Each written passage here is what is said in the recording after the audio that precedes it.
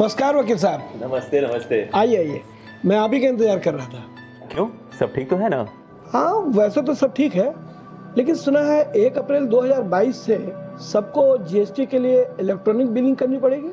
ओह हाँ, 1 अप्रैल 2022 से जिनका भी टर्नओवर 20 करोड़ से ऊपर का होगा उन सबको ई इनवॉइसिंग करनी होगी। मेरा बिहार में टर्नओवर 20 करोड़ का है और झारखंड में 7 करोड़ का है, तो क्या मुझे भी ई इनवॉइसिंग करनी होगी?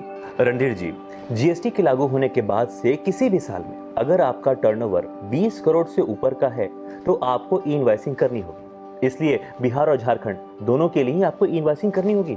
अच्छा, तो जिनका भी टर्नओवर 20 करोड़ से अधिक है उन सबको ई इनवॉइसिंग जरूरी है? नहीं रणधीर जी, यदि आप banking, insurance, transport, cinema, sales इकाई जैसे कारोबार में संलग्न है तो आपको ई इनवॉइसिंग की जरूरत नहीं है। यदि आप B2B सप्लाई नहीं करते तो भी आपको ई इनवॉइसिंग नहीं करनी है। मेरे द्वारा सरकारी एजेंसी को भी सप्लाई की जाती है, तो क्या इसके लिए भी मुझे ई इनवॉइसिंग करनी होगी? निबंधित सरकारी एजेंसी को सप्लाई करने पर ई इनवॉइसिंग करनी होगी। क्या निर्यात के लिए भी मुझे ई इनवॉइसिंग करनी होगी? हाँ, निर्यात करने के लिए भी करनी होगी। ई इनवॉइसिंग के लिए क्या अलग से रजिस्ट्रेशन कराना पड़ेगा? योग्य होने पर सिस्टम ही आपको ई इनवॉइस निर्गत कर देगा। इसके लिए अलग से रजिस्ट्रेशन कराने की कोई जरूरत नहीं है। ये सिस्टम बड़ा फ्रेंडली है, आपको आपका स्टेटस बतलाता है। जरूरी होने पर इसी पोर्टल पर आपका रजिस्ट्रेशन भी हो जाएगा। वकील साहब, तो क्या ई इनवॉइसिंग करने के लिए हमें अपना सॉफ्टवेयर बदलना होगा? इसकी कोई जरूरत नहीं है रणधीर जी।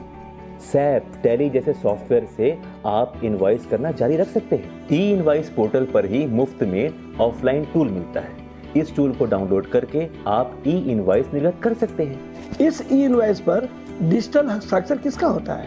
यदि क्रेता मुझसे साइन वाला इनवॉइस मांगता है तो क्या मैं उस पर अपना साइन कर उसे दे सकता हूँ? रणधीर जी, ई इनवॉइस पर सिस्टम जनरेटेड डिजिटल हस्ताक्षर होता है। आप परचेजर को अपना हस्ताक्षर कर इनवॉइस दे सकते हैं, इसमें कोई परेशानी नहीं है। वकील साहब, कोई गलती होने पर ई इनवॉइस का सुधार किया जा सकता है क्या? रणधीर जी, इसमें संशोधन तो नहीं किया जा सकता। हाँ, इस ई इनवॉइस को 24 घंटे के अंदर रद्द कर पुनः दूसरा ई इनवॉइस आप जनरेट कर सकते हैं। वकील साहब, मैं कई आइटम्स को डील करता हूँ, तो क्या स्टैंडर्ड फॉर्मेट में इतने आइटम्स को डालने का प्रावधान है?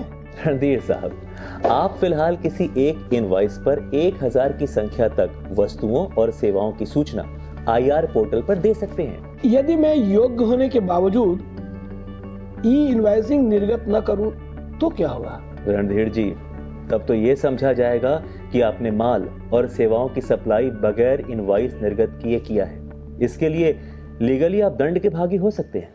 लीजिए वकील साहब, चाय आ गई। चाय पीते पीते मुझे ये बताइए कि इस सिस्टम से कोई फायदा भी है क्या? रणधीर जी, ये सिस्टम आपके और सरकार दोनों के लिए लाभप्रद है। आपके द्वारा पोर्टल पर भेजी गई सूचना ऑटो पॉपुलेटेड होती है। इससे रिटर्न भरना आसान, ई-वे बिल जनरेट करना आसान, ITC वेरिफिकेशन आसान और आपका रिफंड प्रोसेस भी आसान। और जहां तक सरकार की बात है, बोगस बिलिंग और कर अपवंचना रुकेगी। इससे सरकार का कर प्रशासन और भी सुदृढ़ होगा।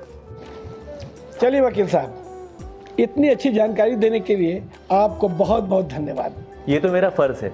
वैसे चाय के लिए आपको बहुत बहुत शुक्रिया।